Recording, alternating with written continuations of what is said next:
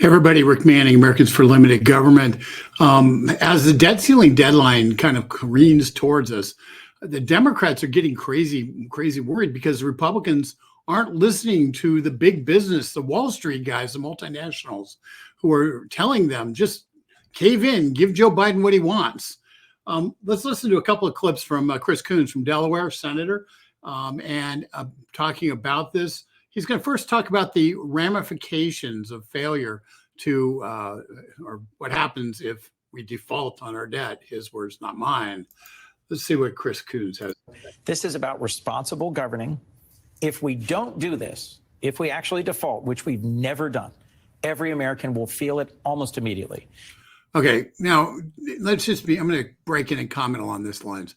If that's true, why hasn't Joe Biden been negotiating? Why has Joe Biden been, there's only been two meetings.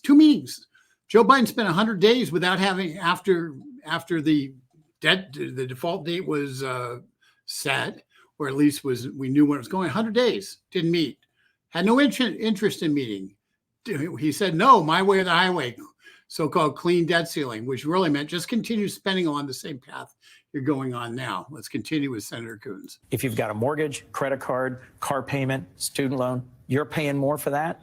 And if you've got retirement savings, if you're in some muni fund or in stocks or bonds and something, that's going to lose value immediately. Well, there you go. Once again, Joe Biden not talking, Democrats saying, hey, our way or the highway, we're not going to negotiate. We're not going to worry about cutting the spending. You know, this debt ceiling thing, this is, we can just kind of whistle by the graveyard and we're going to just bull our way through and make it so we just continue spending like drunken sailors. That's what Joe Biden's position has been. No negotiations, two meetings.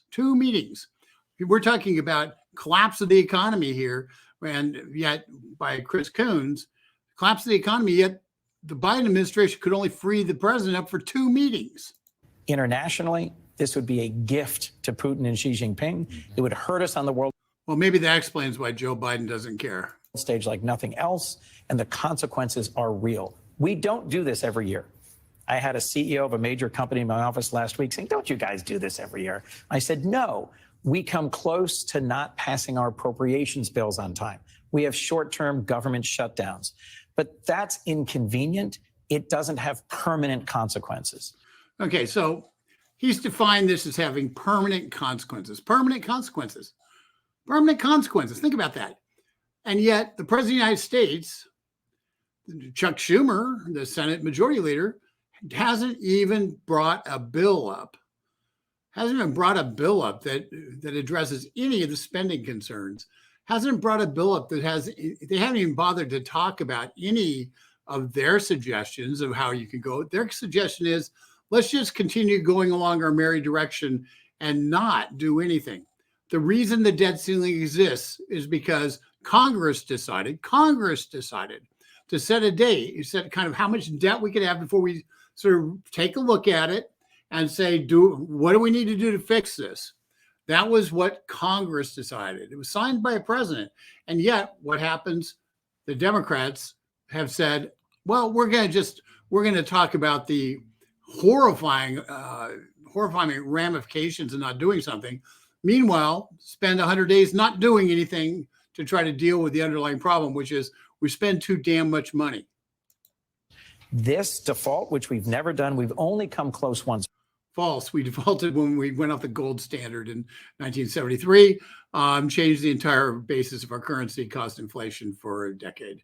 Before, under Obama, when Republicans controlled the House, it permanently cost us more to borrow as a result of that one incident. If we break this barrier 8 days from now, we have lasting, harmful consequences for Americans. Well, I wonder, Chris Coons is from Delaware. Joe Biden's from Delaware.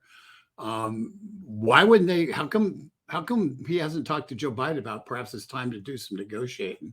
Now let's move over to a little bit later on this. He talks about something that I think is really significant. This is the big business part. When do you think the markets might start panicking? Or, and if not the markets, is there something else that's going to get lawmakers' attention to actually get this done? The most important forcing mechanism is what happens on June 2. On the 2nd of June, 67 million Americans get their monthly Social Security checks. 90% of Americans over 65, and they all vote. and they all know how to reach their senator or congressman. 90% of Americans over 65 get a monthly Social Security check. When they find out that they're not getting that check, our phones will light up like a Christmas tree. The Republican Party of today is not. Okay, I understand. That's a choice. Joe Biden has a choice of what bills are going to pay. What the default, what the actual June happens on June 2 is the federal government doesn't have enough income to pay all of the bills that are due, all of them, not some of them. So they have a choice. Are they going to pay for all the bills that are due or not? Recognize he's changed the argument here. Remember, defaulting on the debt was about not paying the interest payments on the debt. That's what the default is. It's not, and that's what the full faith credit of the government. That's where what a default is. A default isn't saying we're not, your check might be delayed. But even with that, here's what they have. Social Security has trillions of dollars of bonds that they can sell to convert to cash to pay the Social Security payments. They have that capacity. They have that capacity right now. So when they talk about this idea that somehow the Social Security recipients aren't going to get checks, that's a lie. If Social Security recipients don't get checks, it's because Joe Biden chose not to send them. It's sort of the same thing we saw during the shutdown under Obama, where what Obama did is he decided to shut down national parks. He shut down all sorts of stuff that actually affected people, and he didn't slow down spending on anything that didn't affect people. So that was Obama's way of saying, "Oh, we're going to make this hurt." Well, similarly, if Joe Biden decides to not send veterans benefits, not send Social Security checks, not pay Medicare bills and the like, those are choices that Joe Biden makes. But and the consequences, and he'll attempt to blame Republicans for not just saying, okay, we got to keep spending at the same rate we are now. Well, guess what, folks? This is merely nothing more than a three-card Monte game being played on the streets of New York City, where Joe Biden's the guy who's sitting there saying, try to find where the ball is or try to find the queen. And you're sitting there going, you're looking at it while playing sleight of hand with the cards or with the cups, depending on which game, same game. The bottom line is, if Joe Biden wants to pay Social Security checks on June 2, June 1, he can. He has that capacity. If he chooses to say, no, I'm not going to pay that bill, that's on him. And it's something that American people need to understand. Let's continue on because he's going to say something fun here. Not a governing party that listens to the Business Roundtable and the Chamber of Commerce. There you go. Not a governing party that listens to Business Roundtable and Chamber of Commerce. Who are they listening to? Listening to Donald Trump. There you go. They're listening to Donald Trump. Wow. Thank you very much, Chris Coons. You've done a yeoman service for us. We appreciate you redefining everything because I'm old enough to remember when the Republican Party was, get this, the party of big business. Remember when they used to tell us the party of big business? Well, Chris Coons would just say, no, the Republican Party isn't the party of big business. They're the party of the people who work for a living, the people whose hands get dirty, the people who Chris Coons and the likes of him look down on as being unworthy, and the people who are the great unwashed who just do the work for in the country, just go off to war and do the dying for this country. And that's the exact audience that Joe Biden used to represent. Remember, he was Lunch Bucket Joe. He was on the train, Joe from Scranton. Remember all that garbage? That's who Joe Biden used to worry about. But now Joe Biden's worried about what the Business Roundtable has to say. Well, let's take a look about this little woke Business Roundtable. Business Roundtable represents 161 CEOs are part of it. It is the biggest multinational corporations in the world. Let's just be clear, multinational world, they may be US-based corporations, many of them, but they are not US corporations, and that many of them are more interested in what happens overseas than what happens here. let's just take one example. And I'm going to just, I used to deal with Business Roundtable when I was at J.C. Watts's office way back when, and they always confounded me. But let me just tell you, this is insane. The corporation, they redid what the meaning of a corporation is, what the responsibilities of a corporation is. And this is the basis of woke socialist corporation, the corporate socialism that we're seeing today that's being imposed on America. So let's just take a look at what this puppy says. I'm going to just read some of this, and that way you can take a look at it, and I'll drop in the commentary where it makes sense. But this is the whole statement. I want to make certain you see a statement on purpose of corporation. Americans deserve an economy that allows each person to succeed through hard work and creativity, and to lead a life of meaning and dignity. We believe the free market system is the best means of generating good jobs, a strong and sustainable economy, innovation, a healthy environment, and economic opportunity for all. No, I don't have any problems with any of that. Businesses play a vital role in the economy by creating jobs and fostering innovation and providing essential services and goods and services. Yes, it's true. Businesses make and sell consumer products, manufacture equipment and vehicles, support the national defense, grow and produce food, provide healthcare, generate and deliver energy, and offer financial communications and other services that underpin economic growth. True. While each of the individual companies serves its own corporate purpose, we share a fundamental commitment to all of our stakeholders. Now, stakeholders, what's a stakeholder? A stakeholder is anybody who expresses an interest in what this corporation does. Okay? Stakeholder capitalism is what is essentially saying we are going to take our company and we're going to worry about what Black Lives Matter says rather than what our shareholders say. We're going to prioritize what the protesters say and put them on our board rather than what the people who actually are our consumers say. So this is the kind of fundamental shift, is how you get Bud Light deciding to stick their own consumers in the eye in favor of, guess who? The stakeholder community, small though it may be. So let's just continue looking at this puppy. What they say? We commit to delivering value to our customers. Good. Customers. There's only two groups that matter to a business. Two. The customer, because without the customer, you have no business. So let's see what they say about the customer. Delivering value to our customer. That's good. We'll further the tradition of American companies leading the way in meeting or exceeding company expectations, customer expectations. That's a really good idea. Investing in our employees. Now, this part sounds good, but I think there's a part you need to listen to. Investing in our employees. This starts with compensating them fairly and providing important benefits.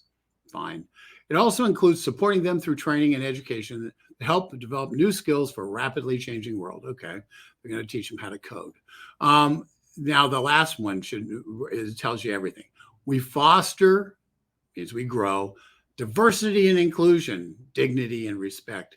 Diversity and inclusion has become a code word for an equity-based employment system rather than an equality-based employment system.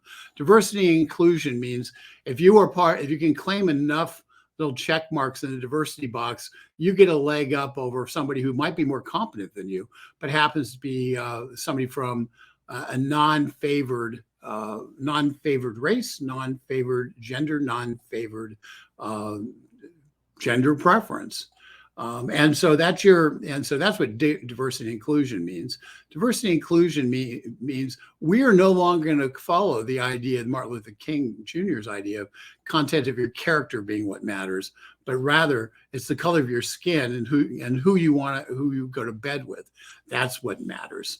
And so when you get down to it, when they foster diversity and inclusion as part of their overriding goal, that's what they're telling you. Let's read on just for fun. Dealing fairly and ethically with our suppliers.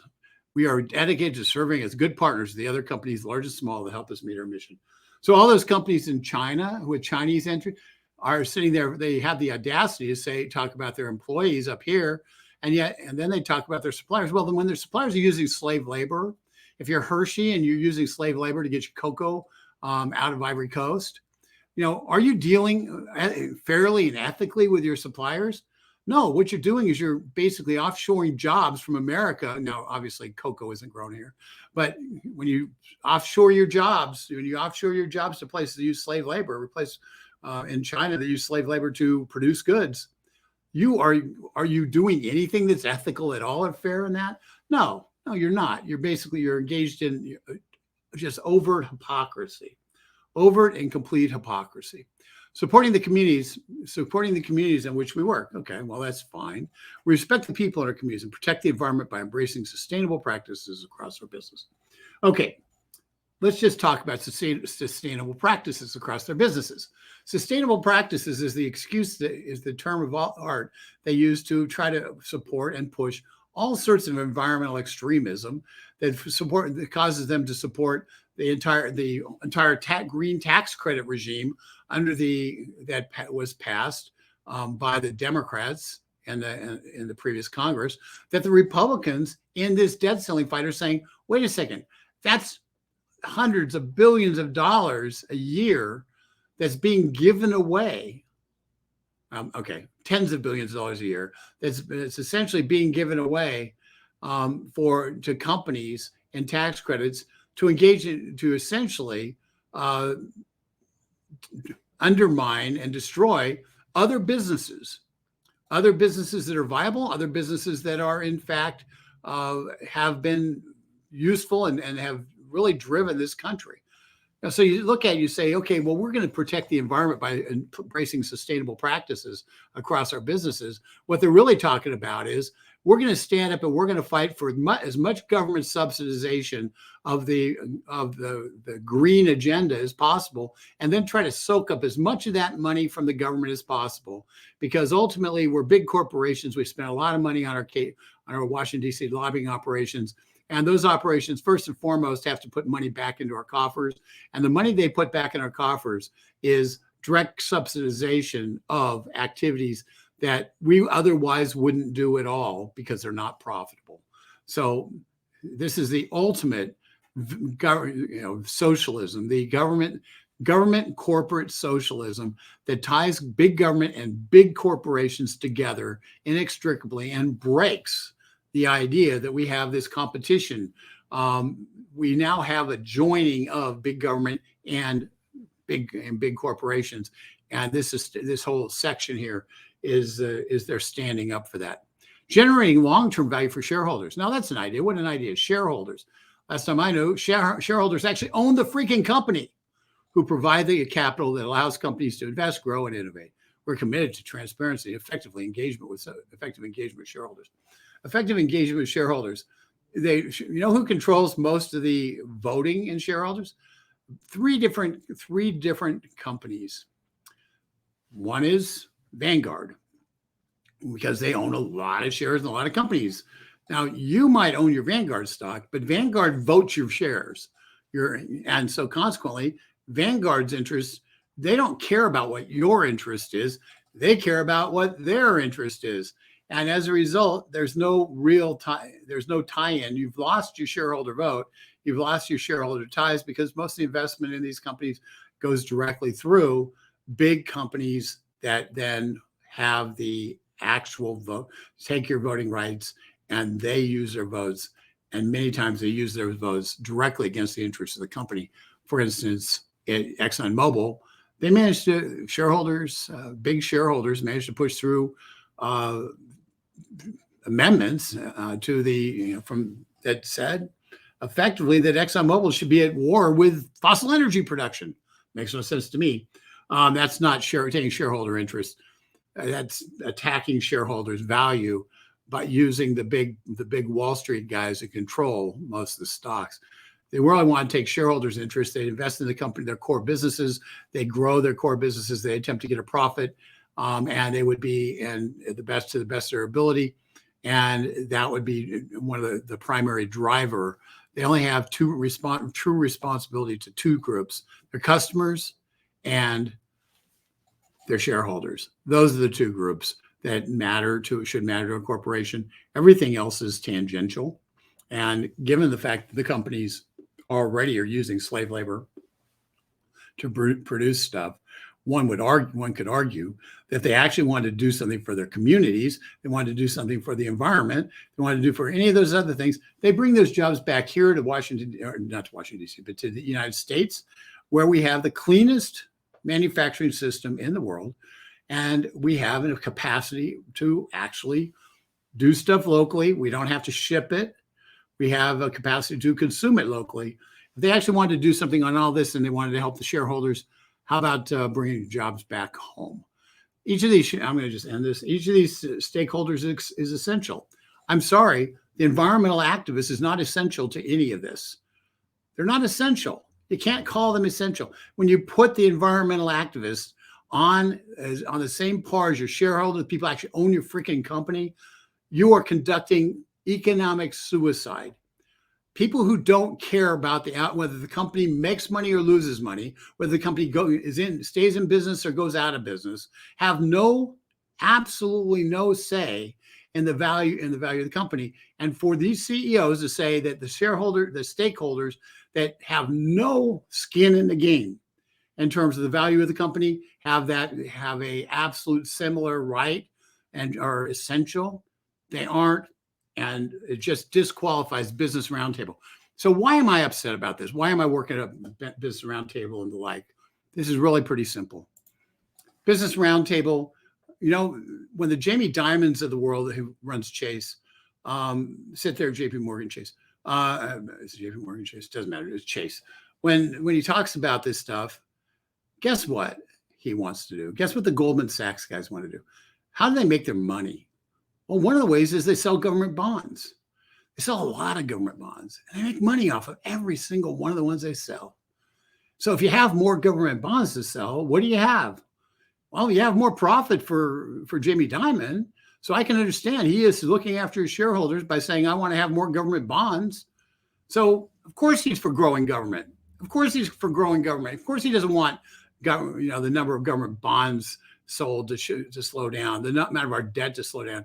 His company is a direct beneficiary of government debt because they sell it. So when Jamie Dimon, who's part of the Business Roundtable, talks about this, understand that's his interest. He wants to sell more government debt. When you sit there and you look at the Business Roundtable as a whole, what is their interest? Their interest is what happens on the world markets. That's fine. But the damage being done to America is the damage being done by the overall impact of our debt. When you have to borrow about 23%, you have to borrow $7 to $10 trillion, let's say $7 to $10 trillion a year. Every single year, you have to borrow that much. You have to have that many treasury bills on the market because the ones that come due end up back on the market, and then new ones that are created, new debt that's created comes on the market, is put on the market. That's $7 to $10 trillion that is invested in government and non-productive government money, U.S. money, that's sucked out of the world marketplace.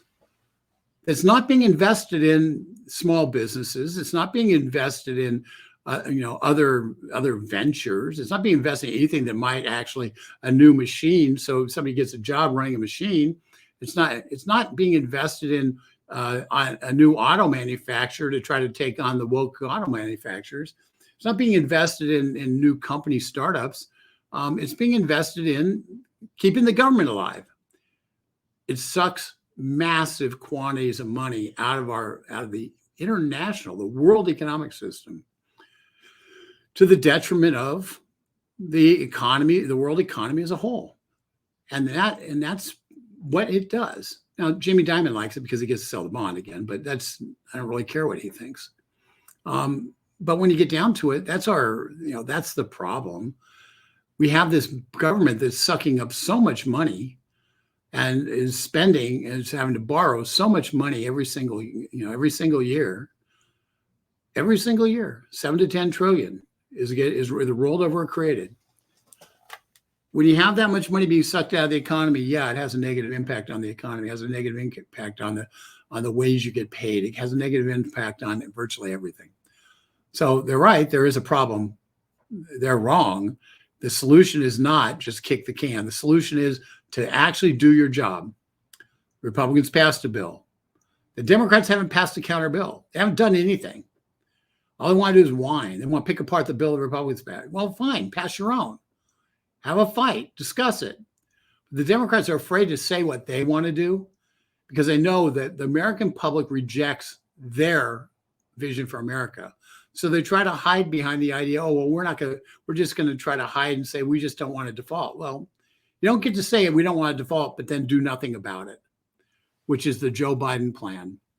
And right now, if we're in default, if we end up going into default, it'll be because Joe Biden decided he wanted to put this country in default. That's the underlying message. Thanks very much. This is Rick Manning, Americans for Limited Government.